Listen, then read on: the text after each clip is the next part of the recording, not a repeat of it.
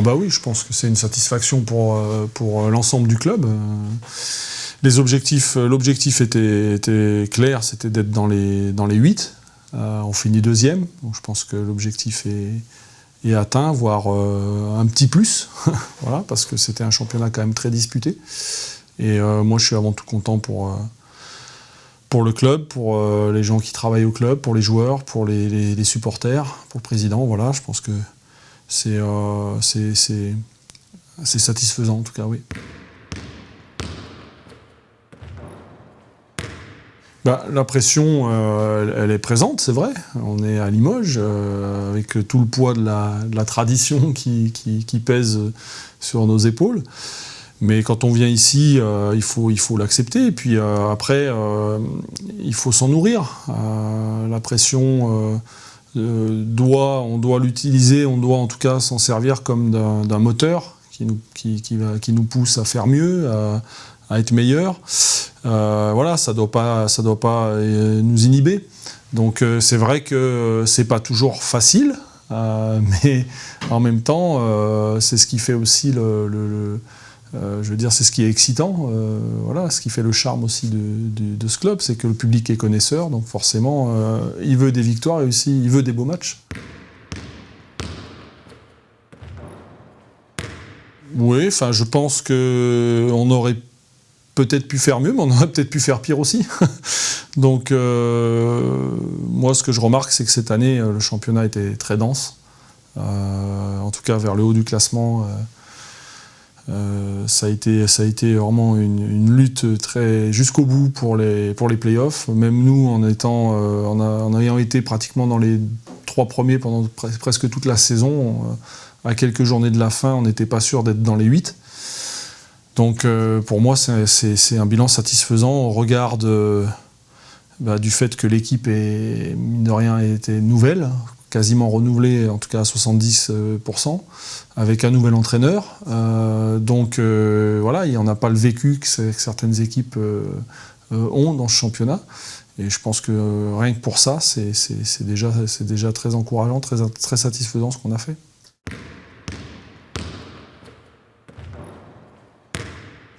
Ouais, un petit peu, mais en même temps, je dirais qu'on n'est pas les seuls. Si on regarde toutes les équipes de cette année, beaucoup d'équipes ont montré ce visage-là aussi. C'est notre championnat qui est comme ça.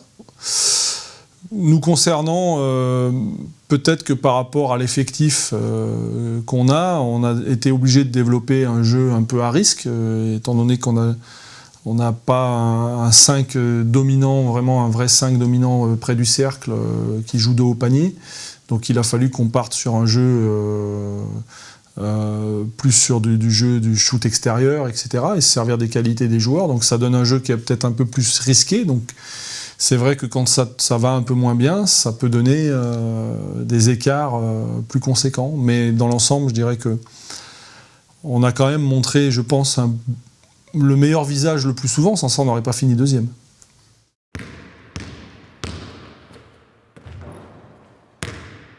Douter, je sais pas, mais en tout cas, un entraîneur, il est toujours, même quand ça va bien, il est toujours sur le qui-vive, parce que les choses tournent vite, dans un sens comme dans un autre. Après, on sait aussi très bien que sur la durée d'une saison, toutes les équipes ont un moment où ça va très bien, et puis un moment où ça va moins bien. Le tout, c'est de faire en sorte que la période de moins bien dure le moins longtemps possible. Voilà, et je pense que, encore une fois, au regard du classement, on a réussi à réduire ce temps où on était moins bien.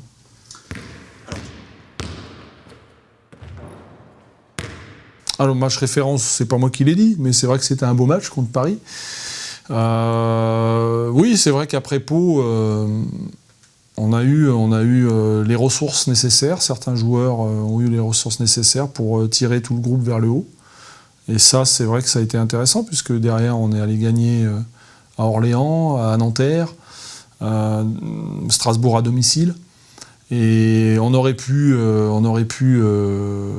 être vraiment dans le dur à ce moment-là, et on a su rebondir. Comme on a su aussi rebondir après la défaite face à Châlons. On avait perdu Le Mans à domicile et Châlons à Châlons. Et c'était la première fois de la saison où on avait 2 défaites de suite quand même. Et on a su aussi quand même rebondir derrière.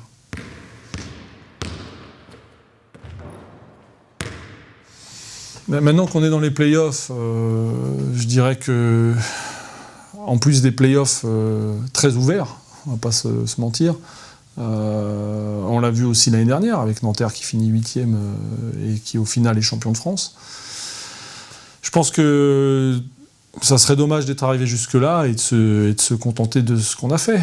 Non, je pense qu'il faut aborder ces playoffs avec ambition, tout en restant humble, parce que il faut. Enfin, je veux dire, ça va être une compétition terrible, mais aussi bien pour nous que pour les 7 autres équipes.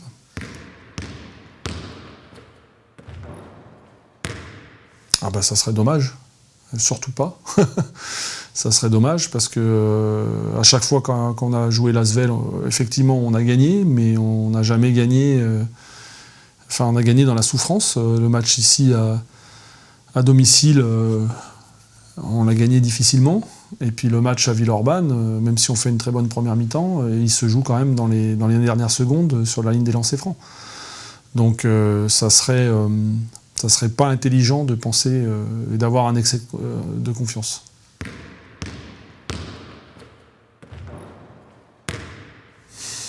Il y a un plan pour essayer de gagner le match. Voilà, mais dire qu'on va se focaliser sur un tel ou sur un tel, c'est pas forcément vrai, parce qu'il y a encore il y a Edwin qui est un très beau joueur, effectivement, mais il est aussi pas mal entouré. Amara fait une très belle saison. Il y a des shooters autour comme Kesselj. Il faut, voilà, c'est 5 joueurs sur le terrain, et 5 joueurs qui, s'ils sont à ce niveau-là, je répète qu'il y a que 3 victoires de différence entre eux et nous sur la saison. Donc, en sachant qu'eux, ils ont commencé la saison par 3 ou 4 défaites de suite, il me semble. Donc c'est très près, très serré tout ça. Bah, Johan, il s'est fait casser le nez donc, face à Paris. Il a été opéré du nez. Et il a repris l'entraînement aujourd'hui, donc samedi, 2 jours avant le match, avec un masque de protection, et c'est pas évident pour lui, parce que voilà, il commençait à se sentir un petit peu mieux physiquement par rapport à son dos, et puis c'est un nouveau coup d'arrêt. Donc on va voir comment il va se sentir, on va voir ce qu'il va pouvoir nous apporter sur ce quart de finale. Mais il sera de toute façon pas à 100%, ça c'est évident. Et puis il y a Joe qui se ressent toujours un petit peu de sa contracture justement qu'il avait eu contre Villeurbanne. Donc c'est revenu un petit peu dans la semaine. Il s'est entraîné normalement aujourd'hui, mais c'est à surveiller.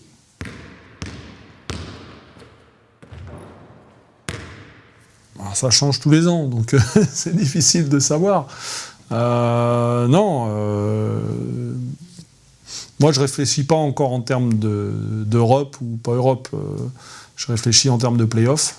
Et plus on ira loin dans les play-offs, plus on se rapprochera d'une compétition européenne de haut niveau, quoi. Mais quoi qu'il arrive, il y a 3 Coupes d'Europe et ça sera bien. On sait déjà que normalement on devra en faire une, donc c'est déjà un plus. Laquelle, on ne sait pas, on va voir, quoi. Mais bon, moi je suis plus axé actuellement sur la compétition des playoffs.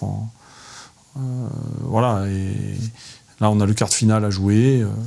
Après on verra, on avisera.